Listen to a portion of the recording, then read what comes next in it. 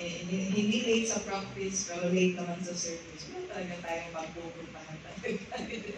Wala talaga tayo, kahit saan talaga tayo ilagay.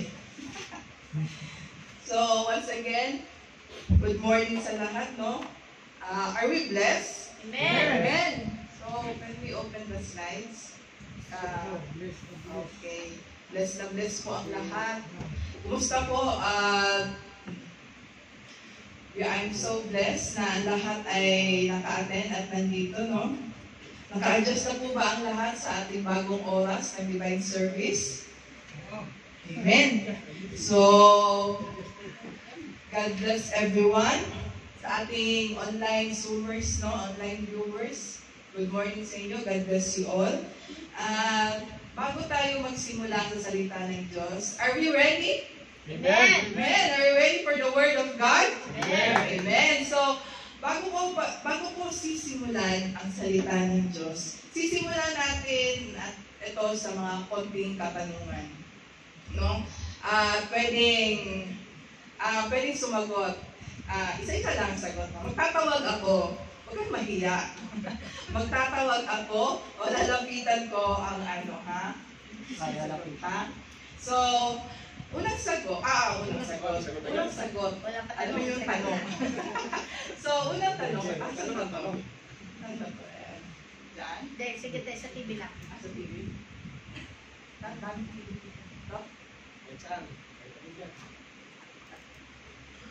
Ayun. Unang tanong, oh. Napaka-harsh naman ito. Yata tayo dito. Bakit ka nandito? Ayun yata nandito kami. Unang tanong pa lang, parang hindi na tayo welcome dito, ah. So, unang-una, bakit ka nandito? So, sa tingin nyo, sino sasagot? Ay, oo nga pala, may premyo to. Oo, may premyo to. Sagot nyo na ang buong linggong agahan ninyo. Hindi nga, totoo nga. Meron nga. Sino ang sasagot? So, ito na, palapit na ako. Linggong agahan? Palapit na. Sino sa tingin? Ito, si Julie. Ito. Pwede. Agahan daw eh. Pero para makinig sa mga banal na salita ng Lord. Amen. Amen. Maraming salamat. Tama yan. Siyempre Tama. Oo. Maraming salamat sa buhay ni Julie, no? Bakit ka nandito? Yun ang sagot niya. Salamat sa buhay mo, Julie, no? Susunod na katanungan. Okay, kung nandito ka para makinig sa salita ng Diyos, sino ang Diyos mo? May premyo to. Akala niyo ba? Joke ko kayo? Sino ang Diyos? Ako din nakilala ang Diyos. Sino ang Diyos mo? Ay, agahan! Kuya Joan, pwede ba? Okay lang ba? Sino ang Diyos mo? Yes! Yes! Amen! Praise God. Nagawa lang siya. He just made a declaration na ang kanyang Diyos ay si Yesu Cristo. Amen. So, maraming salamat, no? Audience participation, 10% yun. So, 10, sino ang Diyos mo? So, Kuya Joan at Kuya Miss Julie, maraming salamat sa buhay nyo. Ang premyo nyo, mamaya, extra rice. May extra rice. Hindi po, meron nga yan. Si mamaya na. Ngayon, moving on, ito na yung next question, the last question natin itong si. So, Kristo ang Diyos mo. Ito, pwede kayong magturo. Pwede nyo magturo kung sino yung, sa tingin yung pinakamalupit na makakapagbigay ng sagot nito. Gaano mo kilala ang Diyos, kakilala ang Diyos. Sige, pwede nyo ituro yung kaibigan nyo yung pinakamalupit na Si Kuya Joke daw. si Kuya Joke daw, pinakamalupit daw. Ito tayo kay Kuya Joke, pinakamalupit daw. Pek malo, Pero na yung pinakamalupit ng Para meron kang extra rice na Napasubo ako dito. Sa dami natin dito. Kaano mo kami Sabi nga sa prayer natin, God is everything. Siya ang lahat ng bagay, siya ang makapagbibigay sa atin. Co-creator in heaven and earth. He is the God. God in control for us. Amen. Tama nga kayo, no? Siya nga ang pinakamalupit sa klase ngayon. Pinakamalupit nating klase. Kapwan yan, kapwan. So, ang tanong kung gaano mo kakilala ang Diyos, hayaan natin din dyan. Kasi I believe, naniniwala na ako na ang tanong na yan, kanya-kanya tayong sagot. Diba? It's more personal kung gaano natin kakilala ang Diyos kasi kanya-kanya tayong encounter sa Panginoon. Diba? So, something personal yung gaano natin kakilala. Ngayon, hindi lang si Pedro pagtatanungin ko, kayong lahat, iwan natin ang tanong, ang tanong na ito para sa lahat, gaano mo kakilala ang Diyos? Diba? So, gaano mo kakilala ang Diyos sa buhay mo? Kaya tayo, no? So, let's pray. Dahil dyan, yan ang ating tatalakayin. Paano natin kakilala ang Diyos? Ikilalanin natin ang Diyos ngayon. Amen? So, let's bow down our heads in prayer. So, Heavenly Father, maraming salamat po dahil ngayong araw na ito, this is the day that you have made. We will rejoice and be glad in it. Maraming salamat, Lord, dahil you have given us this day. Dinako nyo ang bawat puso ng bawat isa, Lord God, para kami, Lord God, ay makaparinig, Lord God, at maka-encounter sa iyo, Lord God. Lord, I pray, Lord God, na ihanda at buksan niyo po ang puso ng bawat isa, Lord God, para sa inyong salita, Lord God. Lord, Holy Spirit, we invite you to move and guard our hearts and our focus to your attention only, Lord God. Aming attention sa inyo lamang po, Lord God. Ikaw po ang manguna, ikaw ang magturo sa amin, Father God. In Jesus' name we pray. Amen. So, gaano mo daw kakilala ang Diyos? Pag ang isang tao, kilala mo, there are two ways daw para makilala mo ang isang tao. Bago natin kilalanin ang Diyos, there are two ways daw kung paano mo makilala ang tao. Two ways to know someone. So, the word for today will be knowing God. Sige mo sa tatay. Ano kakilala ang Diyos? Kilalanin natin ang ating Diyos. So there are two ways to know someone. First is through information. So, information. Uy, paano yun? How do you know? Uy, sino dito ang mga maraming kakilala? Sino dito ang mga maraming kakilala? Paano nyo nakilala yung kakilala ninyo? So, yun, kilala ko yung si uy, di ba, yun, taga-Petomin yun? Oo, saan taga-Petomin nagtatrabaho yun? Alaman. Oo, taga-Alaman yun. Di ba Bisaya yun? Ay, hindi. Taga-Bulacan yun. Bicolano yun. Bicolano. Ay, hindi. Hindi, taga-Quezon yun. Kilala ko yun ah. Hindi. So, ganun yun. Some information, di ba? Kilala mo ang tao sa some information sa pangalan niya, age niya, bata pa yun, ganun, di ba? Age, address niya, and some background niya, di ba? So, ganun natin siya nakikilala ang isang tao through information. And second is, nakikilala mo ang isang tao through relational, di ba? So, pag may relasyon kayo, for the best example here is yung mag-asawa kayo, di ba? Di ba? So, example, di na tayo lalayo. Si Mark, yan, kilala ko na yan.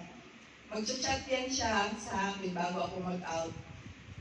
Anong ulam mo? Anong pagkain mo? Sasabihin ko na, ay, huwag ka nang magluto, busog ako. Magluluto at magluluto pa rin siya. Dahil, alam niya na pagdating ko, magugutom ako, alam niya na kakain pa din ako. Diba? And so as vice versa. Pag sinabi ko, magsasaing pa ba ako? Ang sabi niya, hindi na. Magsasaing pa din ako kasi alam ko, hindi siya kakain ng bahaw.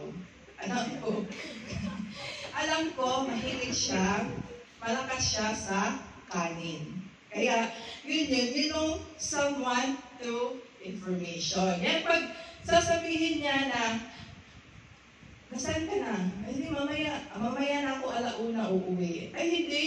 Mag-expect ka na 2:00 uuwi yan. Lalo na pag kilala mo din yung mga kasama niya, ay, nako. Yun. Diba? So, the point is, you know someone dahil may relasyon kayo. So, mas deeper ang pagkakakilala mo sa isang tao kapag ka may relasyon kayo. And in knowing God, kapag sa pagkakakilala natin sa Diyos, mas makikilala natin ang Diyos kapag tayo ay may relasyon sa Kanya. Amen? Amen. Amen. So, mas makikilala natin siya kapag close tayo sa ating Diyos. Di ba? Mas ramdam natin ang presensya ng Panginoon kapag tayo close sa Kanya. Pag may relasyon tayo, mas ramdam natin ang Diyos, ang effect ng Diyos sa buhay natin kapag tayo ay mas may relasyon sa ating Diyos. So, sino itong Diyos na ito? Sabi ko nga, tanong nga kay Judy na, kay Kuya Joanne. Kung sino daw itong Diyos, ang sagot niya, nag-declare lang siya sa buhay na ang Diyos niya ay si Jesus Christ. So, our God is of Jesus. But our God is 3 in 1, di ba? Our God is, this is the Holy Trinity. We have the Father, ang Diyos Ama. We have the Son, ang bugtong anak niya si Jesu Cristo. We have the Holy Spirit, yung kasama natin araw-araw. Amen? So, God is, sabi nga dyan, di ba? God is the Father, dyan sa gitna. God is the Father, God is the Son, God is the Holy Spirit. Our God is 3 in 1. Amen? Amen. Amen. So, sa outside, the Father is not the Son, the Father is not the Holy Spirit, and vice versa. Magkaiba po yan sila, no? Kanya-kanya po yan sila. Pero, iisa yan. Siya ang ating Diyos. Amen? Diba? So, sa kape, it is 3 in 1, diba? Mas masarap ang kape kapag may coffee mate. Ang pait naman ng kape kung walang asukal. Diba? At hindi siya kape kung wala siyang Nescafe. Diba? So, it is 3 in 1. Alam, magkape ka ng coffee mate lang. Diba? So, mas ramdam natin, ganyan ang ating Diyos. So, ganun yan. Ang ating Diyos Ama. And so, ang Diyos natin, hindi siya yung table na nakaupo lang. Parang hinahayaan ka lang niya na gawin mo lahat yung gusto mo, di ba? Hindi siya yung tipong yung parang principal na or manager na nakaupo lang sa office niya, naghihintay ng update ng balita. Hindi ganun ang Diyos. But God wants to be close to us. So, hindi si God yung, kumusta na yung anak kong si Mario? Ganon. Kumusta na yung anak kong si Mario? Nagbago na ba? Hindi siya yun na naghihintay lang ng update. Kumusta na yung anak kong si Tekla? Ganon. Na, tinanggap na ba ang aking buntong anak na si Jesus? Hindi pa niya tinanggap? Paano siya maliligtas niyan? Diba? So, hindi rin si God na naghihintay lang. Kumusta yung anak kong si Juan? Nagsimba ba? Nagsimba ba siya? Ay, hindi siya nagsimba. Hindi ba niya napakinggan yung Holy Spirit na nagsabi sa kanya? Ganun yun. Diba? So, our God wants to have a relationship with us. God wants to be close to us. So, tayo, gusto ba natin maging close sa Panginoon? Amen. Diba? Amen. Kunti lang tao nagsabi ng amen. Bakit ayaw nyo mag-amen? Ayaw bang maging close din sa Panginoon? Diba? Minsan, minsan, nahihiya tayo. Minsan, this is what we call guilt. Diba? Guilty tayo dahil sa mga kasalanan natin. At lahat naman tayo guilty. Kasi lahat tayo makasalanan. Amen. Amen. Kaya, ginawan ng Diyos ng paraan para tayo makalapit sa Kanya. Ano ang paraan na yon? Diba? Anong paraan na yun? Pinadala niya ang kanyang bugtong anak na si Jesucristo para tayo ay maligtas, para siya ang mamatay in behalf of us. And the Holy Spirit, iniwan niya para tayo ay tulungan sa pang-araw-araw na ginagawa natin. Amen? Gusto kasi ng Diyos na close tayo sa Kanya. Amen? Gusto ng Diyos na nagpapasakop tayo sa Kanya. Gusto ng Diyos na tayo ay lumalapit sa Kanya. Amen? At pinalulugdan ng Diyos, yung nakikita niya ngayon.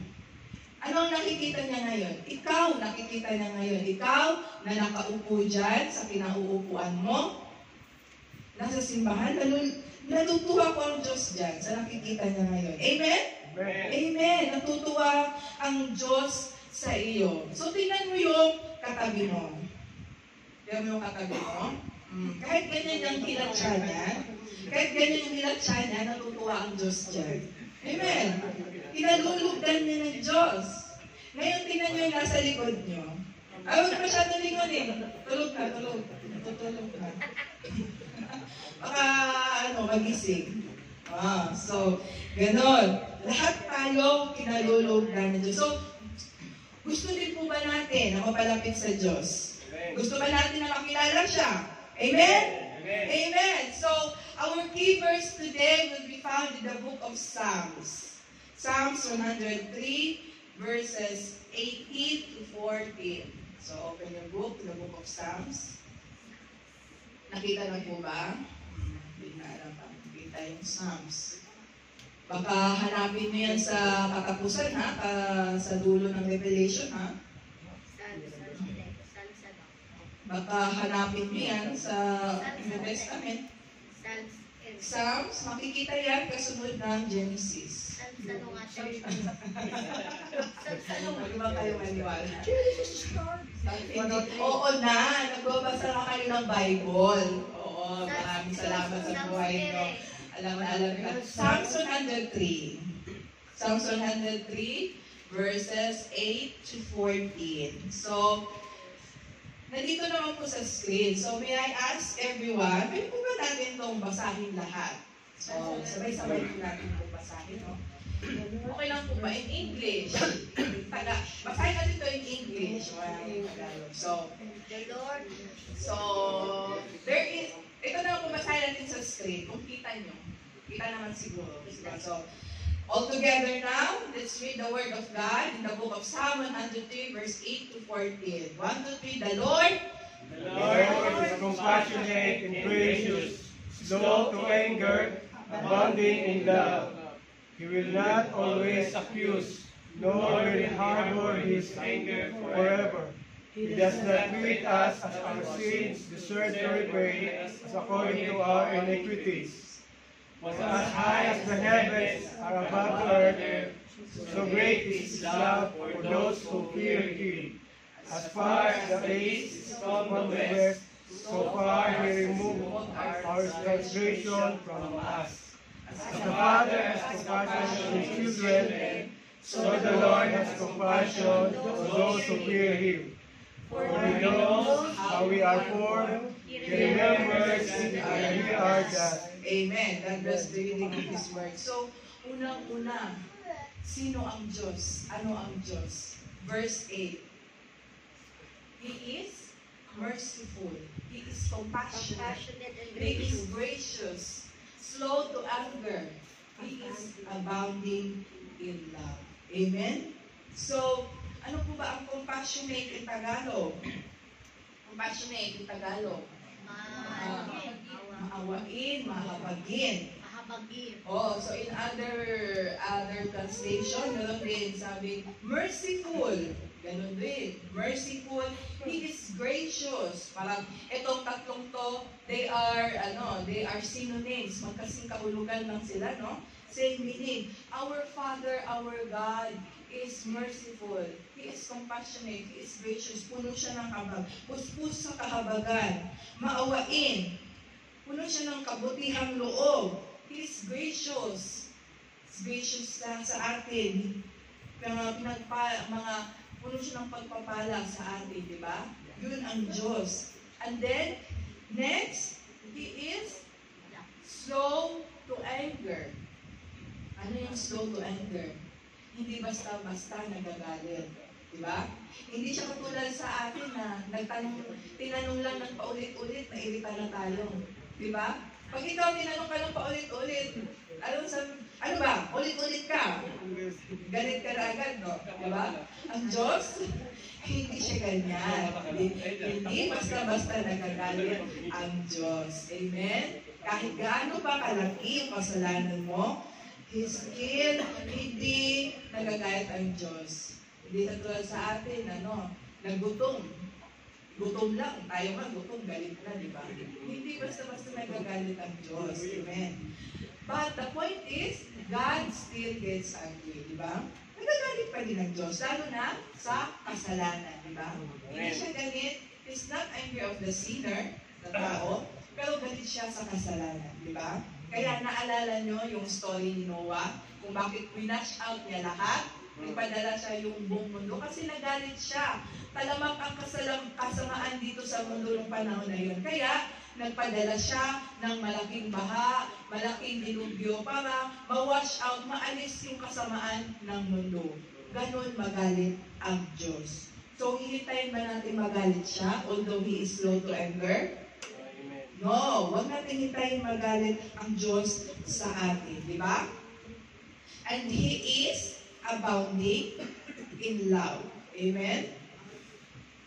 So, He's slow to anger. Punong-puno ng Diyos punong-puno ang Diyos ng pagmamahal sa atin. Anong sabi mo? Abounding. Punong-puno. Sobra-sobra umaapaw ng pagmamahal. Diba? So, all this, napaka-positive ng Diyos. Napaka-buti naman ng Diyos. Ang bait naman ng Diyos. Diba? Walang negative na bahin ng Diyos. So, paano pag tayo, makasalanan tayo? Diba? Na makasalanan tayo, naiintindihan ng Lord yan. Hindi nga siya basta-basta nagagalit. But, huwag natin hintayin na magalit ang Diyos. Maawain siya sa atin, pero huwag natin hintayin na magalit nga siya sa atin. Di ba? Siguro sasabihin natin, hindi natin pwedeng gawing, hindi natin pwede itong abusuhin na dahil ang bait ng Diyos, naiintindihan naman siguro ni Lord kung naiintindihan naman siguro ni Lord kung kasalanan ko. Malungkot ako eh. Naiintindihan ni Lord to. Siguro maiintindihan naman ni Lord kung relasyon ko. Di ba? Maiintindihan naman siguro ni Lord kung mangunguma ako, gipit ako eh. No. God is gracious, but He is also full of truth. Katotohanan. Diba? Maawain siya, pero puno din siya sa katotohanan. Kaya, hindi magiging tama ang mali. Amen? Diba? So, maawain siya, pero ang kasalanan ay kasalanan pa din. Ang kasalanan ay merong consequences. Amen?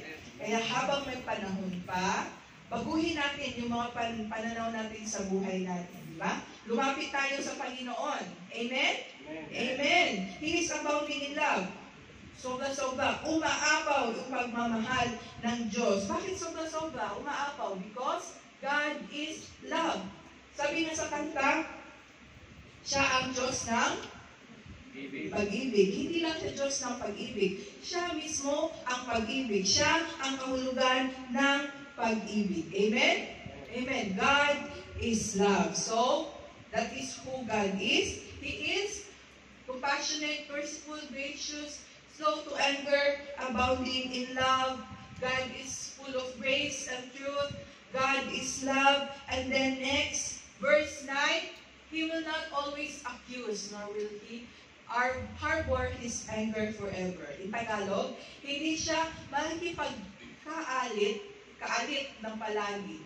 Ni kanya mang tatagdayin ang kanyang galit magpakailanman. So, si God, hindi niya tayo ginajudge, hindi niya pinapamukha sa atin yung mga kasalanan natin. Diba? Ang kasalanan tayo, but He will not always accuse us. Parang, hindi niya pinapamukha sa atin yung mga nakaraan natin. yung mga naging kasalanan natin. Hindi siya katulad yung nanay natin na nawala mo lang yung Tupperware niya. Naalala mo? Nung panahon mo dati, nung kabataan natin. Pinahiwag ka ng Tupperware ng nanay mo, tapos nawala mo. Hindi mo nadala pa uwi. Diba? Isang linggo magngangaw yung nanay mo. Oo. Hanggang buon siya. Mag-ano tayo naman. Wala, hindi na kita paano ng Tupperware. Wala mo na naman. Diba? O pag may nabasag kang mamahalin na muebles or baso niya. Huwag ka nang gumamit niya. Ibabasag mo na naman. Napaka ng kamay mo. Bigat ng kamay mo. Ganon. Hindi pinapamukha ni Lord sa atin yung mga kasalanan natin. Or sabi dito, nor will he harbor his anger forever. Hindi siya, kumbaga in other words, hindi siya nagkikimkim ng galit. Magpakailanman. Amen. Amen. Amen. So, hindi niya kinikimkim ang galit niya sa atin. Galit ang Diyos sa kasalanan, pero hindi niya kinikimkim ang galit niya sa atin. Diba? So, He will not always accuse us. Tayo lang naman ang umaalala sa mga nakaraan natin. Amen, diba? Tayo lang ang umaalala sa mga kasalanan natin. Naaalala mo dati yung mga kasalanan, tapos sasabihin, pag naalala mo na, sasabihin ni Satanas na, ay hindi ka bagay mag-exhort kasi ang lala ng kasalanan mo. Hindi ka mag-exhort. Diba? Hindi po yun ang Holy Spirit. Ang kaaway po iyon ang nagsasabi. So, kapag ka nasabihin na, ay, pag naalala mo, ay, hindi na lang ako magsisimba. Wala na kasalanan. Hindi pala ako bagay dun eh. Diba? Daw magsisimba na ang kasalanan. Hindi kasya yung sumay ko. Diba? Pero mga ganyan. So, bakit? Tapos ikaw naman, bumigay ka sa kaaway. Hindi ka rin naman nagsimba. Hindi ka rin, nag-guilty ka naman. Parang nag-guilty ka bigla. So, bakit ka nag-guilty? Kasi, isa lang ang ibig sabihin yan. Hindi mo patuloy ang sinubo yung mga kasalanan mo. Hindi mo patuloy ang sinubo, hindi mo patuloy ang tinalikuran yung mga masamang gawain mo. At hindi mo patuloy ang kilala ang Diyos. Amen? Amen. So, kapag dagan, sabi dito sa Hebrews 8:12, I will be merciful to their unrighteousness, and their sins and their iniquities will I remember no more. Kapag ka ikaw ay totoong humingi ng tawad sa Diyos, kapag ka ikaw ay totoong nag-repent sa Kanya, hindi na daw aalahanin ng Lord yung mga kasamaan mo, yung mga kasalanan mo. Nakalimutan na niya na bisyoso ka dati. Nakalimutan na niya na babaero ka dati. Nakalimutan na niya na babaero ka pa dati. Diba? Nakalimutan na niya yun. Diba? So, kinalimutan na ng Lord yun. Sabi dito, He does not harbor His anger forever. Hindi siya nakikimkim ng galit. He is abounding in love. Diba? So, hindi siya nakikimkim ng galit. Hindi siya katulad nung, yung mga, alam niyo yung mga mag-anak na nag-aagawan ng lupa. Diba?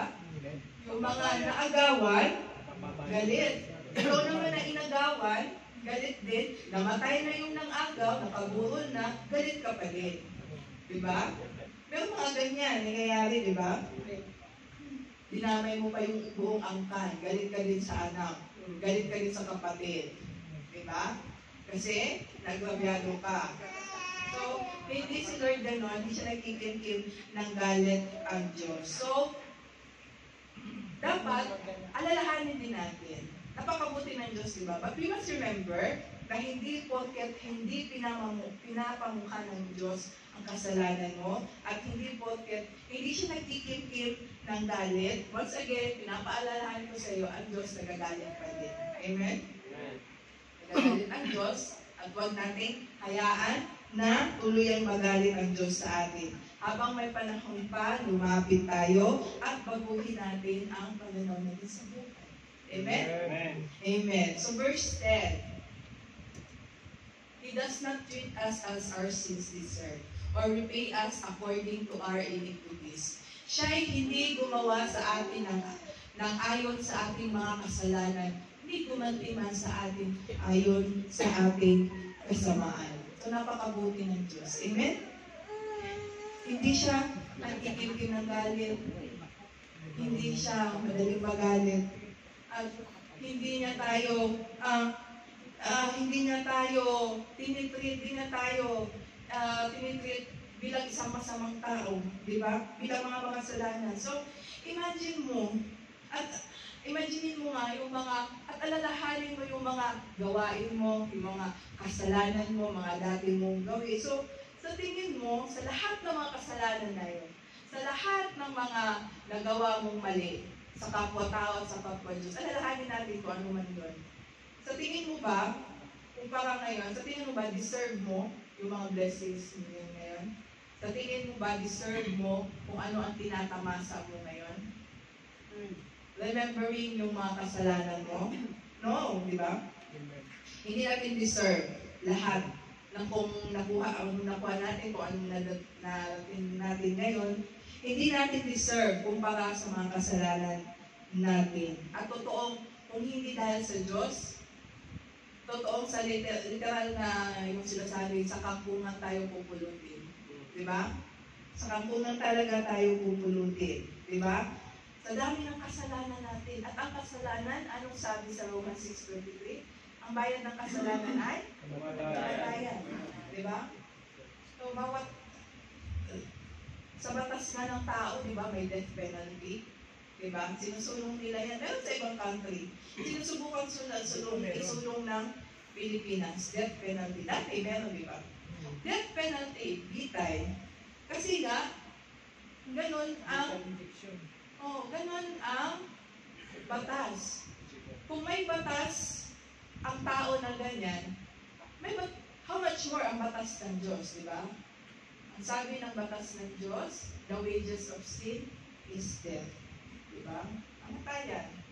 But, the gift of God is eternal life. So, kung ang bayad ng kasalanan ay kamatayan, at kung iisa-isahin ang pagbabasihan natin yung mga kasalanan natin, yung mga dating gawain natin, sobrang sama, yung mga dating bisyo natin, yung mga dating mga nagagagawa natin. At, di ba, talagang nakakapagtaka. Siguro ba, deserve ba natin mabuhay ngayon? Hindi. Kung hindi dahil sa regalo ng Hesus Kristo ng Panginoon, Lord Jesus Christ, siguro, talagang literal napatay na tayo, di ba? Nakakapagtakang buhay pa tayo. Amen. So, grabe tayo kamahal ni Lord. Kahit sa dami ng kasalanan at pagkukulang natin sa Kanya, ay punong-puno pa rin siya ng habag sa atin. Amen? Puno siya ng pagmamahal. He is merciful unto us. He is very abounding in love. Punong-puno siya ng pagmamahal sa atin. Kaya, bakit? Gaano kalaki yung pagmamahal ng Diyos sa atin? Ang sabi sa verse 11, for as high as the heavens are above the earth, so great is His love for those who fear Him. As far as the east is from the west, so far has He removed our transgressions. Diba?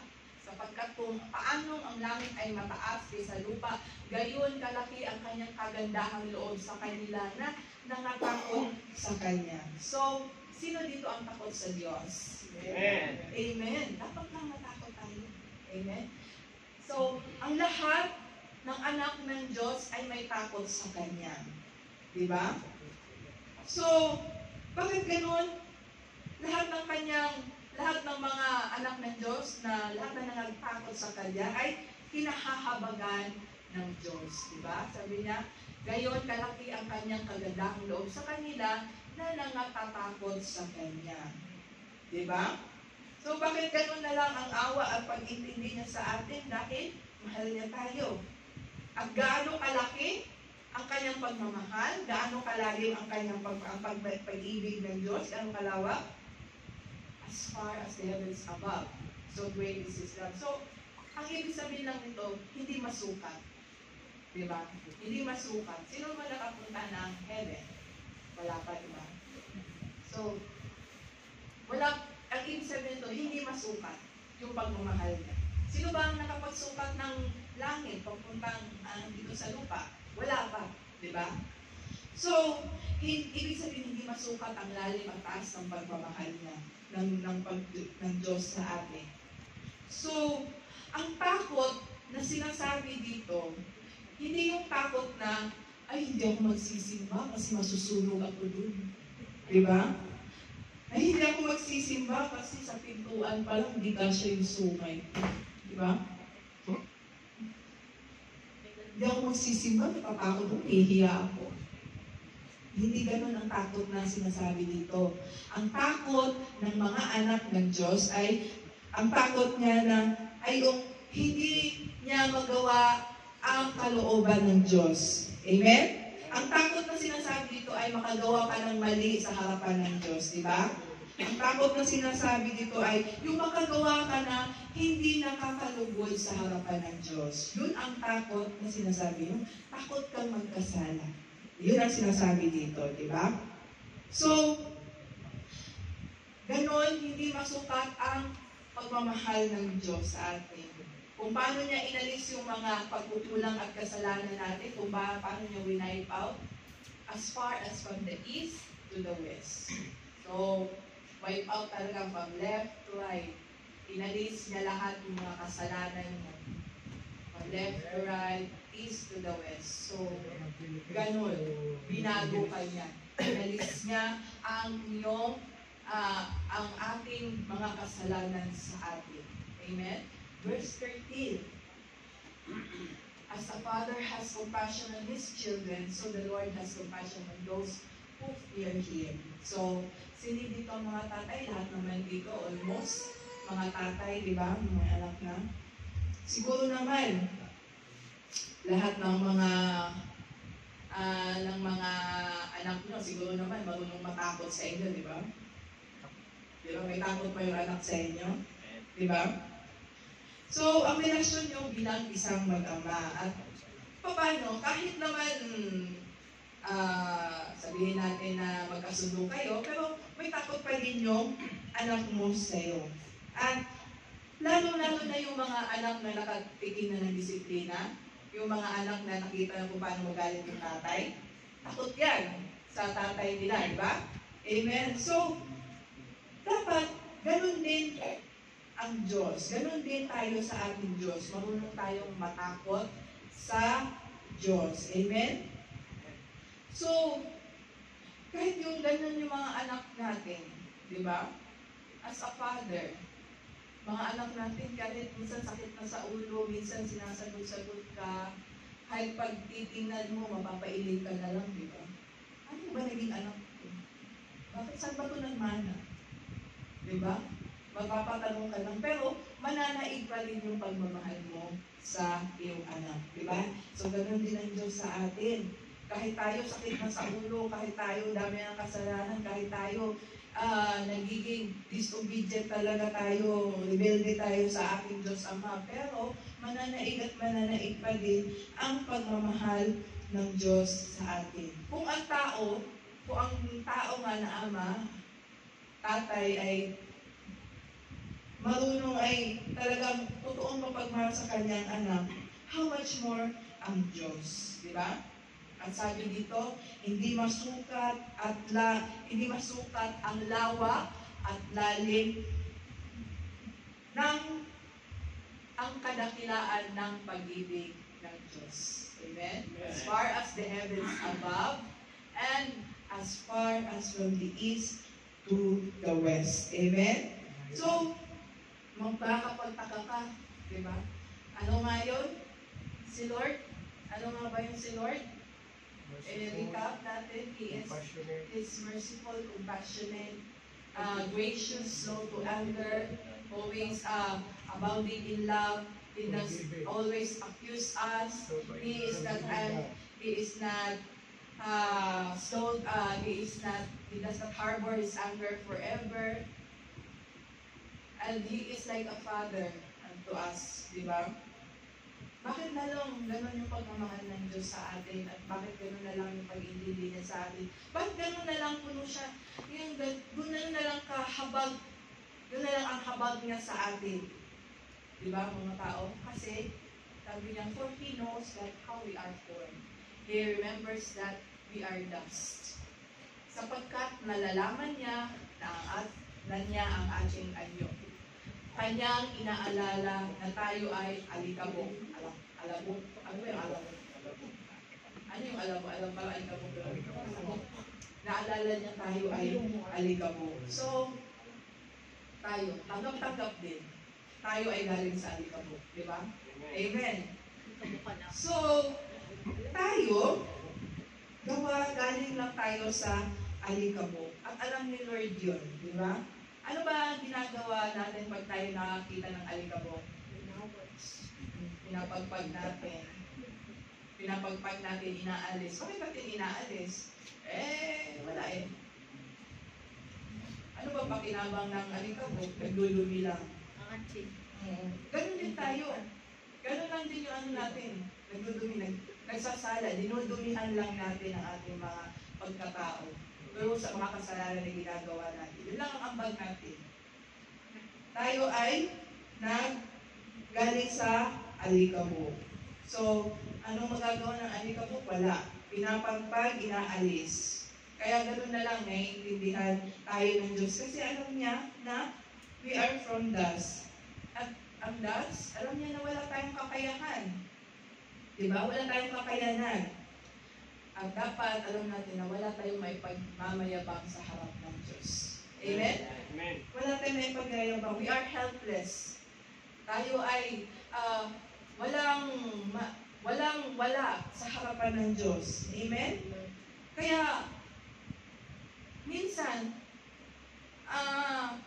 alalahan, kaya kung sa tingin mo na kung anong narating mo ngayon ay dahil sa sarili mong pagsisikap, at kung anong natamasa mo ngayon ay dahil sa sarili mong effort,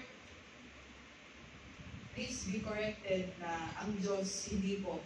Ang Diyos po ang nasa likod ng mga tinatamasa mong blessings ngayon. Amen. Amen. Siya po ang nasa likod ng lahat ng nakuha mong blessing.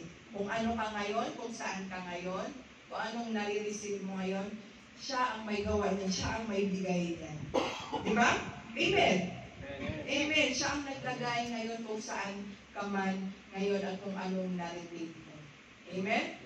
So, recap. Para malaman natin kung ano ang Diyos. Di ba?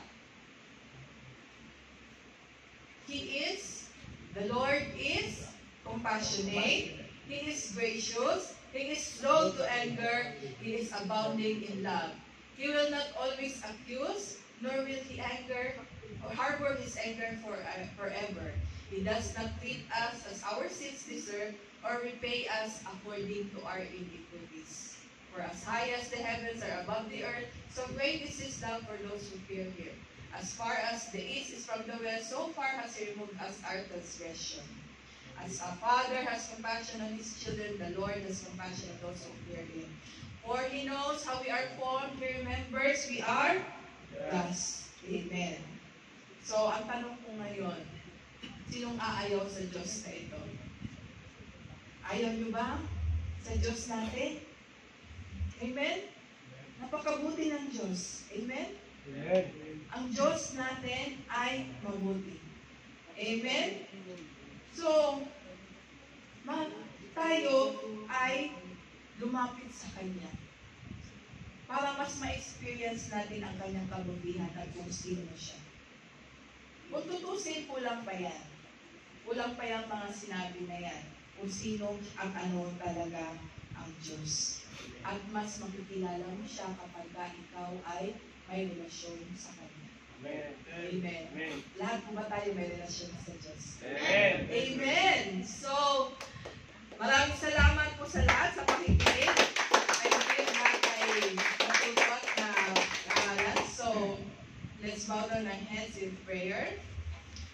Father God, maraming salamat sa salita mo ngayon, Lord God. Maraming salamat, Lord God, dahil nagpakilala ka ngayon, Lord God, kung sino ka at ano ka, Lord God. Maraming salamat, Lord God, dahil sa likod ng aming pagiging makasalanan, Lord God, Lord, hindi ka galit. Lord, ikaw ay mahabagin, Lord God. Ikaw ay puno ng awa sa amin, Father God. Kaya, Lord God, kami ay lalapit sa inyo ngayon, Lord God. Inilalapit kami ng aming puso at aming buhay, Lord God. Lord, we do not deserve, Lord God. Hindi po kami karapat-dapat, Lord God, dahil kami makasalanan, Lord God. Pero lumalapit pa rin kami, Lord God, because we are helpless, Lord God. Wala po kaming maipag-arama, wala po kaming kakayanan dahil kami ay galing sa alikabok lamang, Lord. Lord, ikaw ang magturo sa amin, Lord God. Ikaw ang maghulma sa amin, Lord God, sa kung ano at kung sino ang maging gusto mo sa amin, Lord God. Lord, your will be done, Lord God, sa buhay namin, Lord God.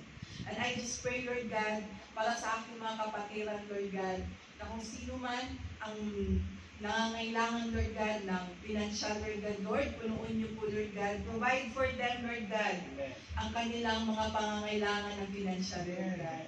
Lord, kung sino ang nangangailangan ngayon, Lord God, ng kagalingan, Lord God, Lord, pagalingin niyo po sila, Lord God. May it be physically, emotionally, or spiritually, Lord God. Lord, you are our great healer, Lord God. Pagalingin niyo po ang kanilang katawan, pagalingin niyo po ang kanilang puso, Lord God. Lord, maraming salamat, Lord God, dahil ikaw ang Diyos, Lord God, na puno ng pagmamahal at puno ng habag, Father God. Lord, maraming salamat, Lord God, sa iyong pagiging Diyos, pagiging mabuting Diyos sa amin. And Lord, we commit to you the rest of our divine service. Maraming salamat, Lord. This we pray and ask in the mighty name of Jesus. Amen. Amen.